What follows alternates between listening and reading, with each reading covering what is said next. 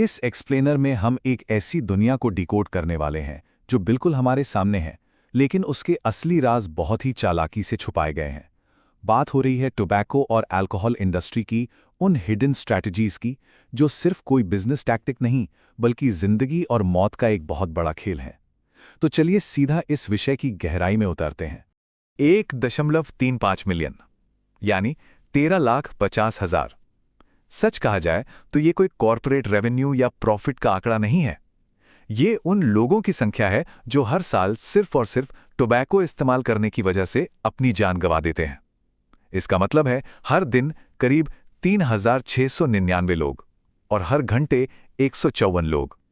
ये आंकड़े खुद चीख चीख कर बता रहे हैं कि ये संकट कितना गंभीर और जानलेवा है।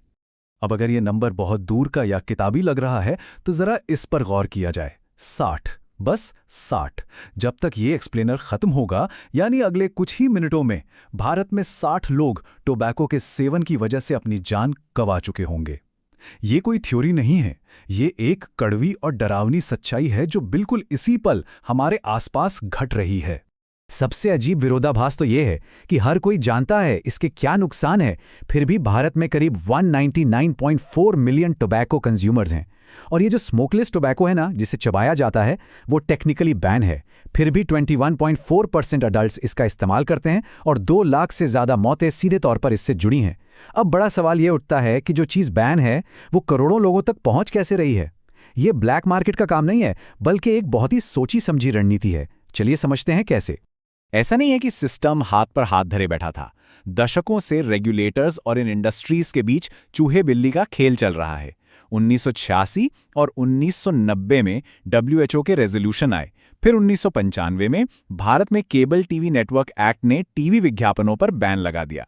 2003 में COTPA आया और 2011 में FSSAI ने गुटखा पर नकेल कसी। ये पूरी क्रोनोलॉजी देखकर लगता है कि सिस्टम ने नागरिकों को बचाने की पूरी कोशिश की है। 2003 के COTPA एक्ट ने तो जैसे गेम ही पलट दिया था। पब्लिक प्लेस पर स्मोकिंग बैन हो गई। एजुकेशनल इंस्टीट्यूट्स के 100 यार्ड के दायरे में बिक्री पर रोक लग गई। 18 साल से कम उम्र वालों को बेचना गैर कानूनी हो गया।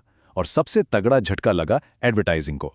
अब कंपनियां सिर्फ 2 ही जगह ऐड कर सकती थीं, या तो प्रोडक्ट की पैकेजिंग पर या फिर पॉइंट ऑफ सेल यानी सीधा दुकान के काउंटर पर। बाकी सारे रास्ते बंद। ये पब्लिक हेल्थ के लिए एक बहुत बड़ी जीत मानी जा रही थी। लेकिन यहां एक पेंच था। ये एक्ट सिर्फ विज्ञापनों पर रोक लगा रहा था, प्रोडक्ट पर नहीं। और इन प्रोडक्ट्स में सबसे खतरनाक क्या था? वो है गुटखा। आखिर ये गुटखा है क्या भला? ये कुचली हुई सुपारी, कत्था, पैराफिन वैक्स, चूना और प्रोसेस्ड टोबैको का एक भयंकर और हाईली एडिक्टिव मिक्सचर है। सबसे खौफनाक बात यह है कि भारत में ओरल कैंसर के जितने भी केस थे, उनमें से 90% का सीधा लिंक इसी गुटखे से था, क्योंकि ये सीधे मुंह में जाकर पेट तक अपने कैंसर वाले सब्सटेंस पहुंचाता था। इसी भयानक स्थिति को देखते हुए 2011 में एक मास्टर स्ट्रोक चला गया। FSSAI के तहत ये नियम आया कि टोबैको को किसी भी फूड आइटम में नहीं मिलाया जा सकता। अब क्योंकि पान मसाला एक फूड आइटम की तरह रजिस्टर्ड था, तो उसमें तंबाकू मिलाकर बेचना रातों रात पूरी तरह से गैर कानूनी हो गया।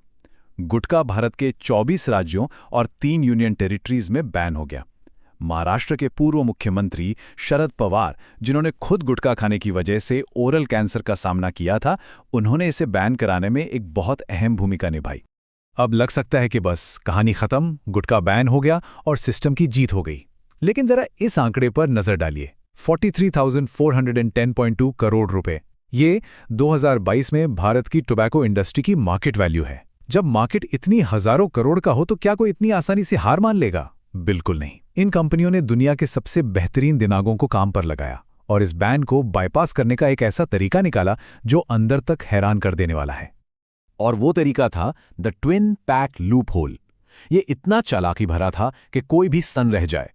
एक तरफ था वो प्रीमिक्स गुटखा जो बैन हो चुका था क्योंकि उसमें पान मसाला और तंबाकू एक साथ मिले हुए थे, और दूसरी तरफ था इनका नया और पूरी तरीके से लीगल तोड़। कंपनियों ने कहा कि हम दोनों को मिलाकर नहीं बेच सकते। ठीक है, हम पान मसाला अलग पैकेट में बेचेंगे और प्रोसेस तंबाकू अलग पैकेट में। कंज्यूमर खुद अपने हाथ से उन दोनों को मिलाएगा और खा लेगा। इस ब्रांड स्प्लिट को स्टेप बाय स्टेप समझते हैं। कंपनियों ने अपनी पुरानी सिंगल गुटखा पैकेजिंग रातों रात बंद कर दी। फिर उसी सेम ब्रांड नेम से पान मसाला मार्केट में उतारा और उसके साथ उसी ब्रांड नेम से एक छोटा पैकेट प्रोसेस्ड टोबैको या जर्दा का निकाल दिया। उदाहरण के लिए, जो मारुति गुटखा पहले मिलता था वो अब मारुति पान मसाला और मारुति टोबैको बन गया। शिखर गुटखा अब शिखर पान मसाला और शिखर खैनी बन गया। कानून की नज़र में वो अब गुटखा बेच ही नहीं रहे थे, लेकिन कंज्यूमर वही बैन चीज़ खा रहा था। प्रोडक्ट तो फिर से बिकने लगा, लेकिन एक बहुत बड़ी अड़चन अभी भी थी। एक इंडस्ट्री उस प्रोडक्ट का विज्ञापन कैसे करे जिसे प्रमोट करना ही गैरकानूनी है। बिना एडवर्टाइजमेंट के इतने हजारों करोड़ का बिजनेस तो सस्टेन नहीं कर सकता। लोगों के दिमाग में ब्रांड को बार बार डालना जरूरी था, लेकिन कानून आड़े आ रहा था। तो इसका उपाय क्या था? यहां एंट्री होती है सरोगेट एडवर्टाइजिंग की। ये एक ऐसा पैंतरा है जहां बैन किए गए प्रोडक्ट्स को सीधा प्रमोट करने के बजाय उसी ब्रांड के नाम से एक दूसरा एकदम सीधा साधा प्रोडक्ट प्रमोट किया जाता है। Packaging same, colour same, font same, बस प्रोडक्ट का नाम बदल जाता है। ये आंखों में धूल झोंकने का एक बहुत ही शानदार इल्यूजन था जो पूरे देश के टीवी और होर्डिंग्स पर छा गया। अब एक बड़ा सीधा सा लेकिन मजेदार सवाल उठता है, क्या हकीकत में किसी इंसान ने कभी इंपीरियल ब्लू की म्यूजिक सीडी खरीदी है? मेन विल बी मेन वाले वो मशहूर एड्स तो सबको याद हैं, लेकिन क्या कभी किसी ने उनके गाने सुने हैं? सच्चाई ये है कि अगर ई-कॉमर्स साइट्स पर चेक किया जाए तो ये सीडी हमेशा सोल्ड आउट दिखेगी, क्योंकि असल में वो सीडी बेचने के लिए बनाई ही नहीं गई है। ये लिस्ट काफी लंबी और सच कहें तो थोड़ी हास्यास्पद भी है। इस फेक प्रोडक्ट कैटलॉग पर नजर डालें तो 502 पटाखा, जो एक पॉपुलर बीड़ी ब्रांड है, वो 502 पटाखा चाय बेचने का ऐड कर रहा है। एरिस्टोक्रेट नाम से एक विस्की आती है, लेकिन टीवी पर ऐड चल रहा है एरिस्टोक्रेट एप्पल जूस का, जो मार्केट में ढूंढने से भी नहीं मिलता। और गुटखा ब्रांड्स, वो बस इलायची और सादी सुपारी बिकवा रहे हैं। करोड़ों रुपए उन प्रोडक्ट्स के विज्ञापन पर खर्च किए जा रहे हैं जो या तो एग्जिस्ट ही नहीं करते या फिर जिनकी सेल ना के बराबर है। तो फिर करोड़ों रुपए पानी की तरह क्यों बहाए जा रहे हैं? इसका जवाब है अनसेट कम्युनिकेशन, यानी बिना कुछ कहे अपनी बात दिमाग में बैठा देना। इन कंपनियों का मकसद म्यूजिक सीडी या सेब का जूस बेचना था ही नहीं। असली गोल यह है कि जब कोई भी इंसान किसी दुकान पर जाए तो उसके सबकॉन्शियस माइंड में वो ब्रांड नेम गूंजता रहे।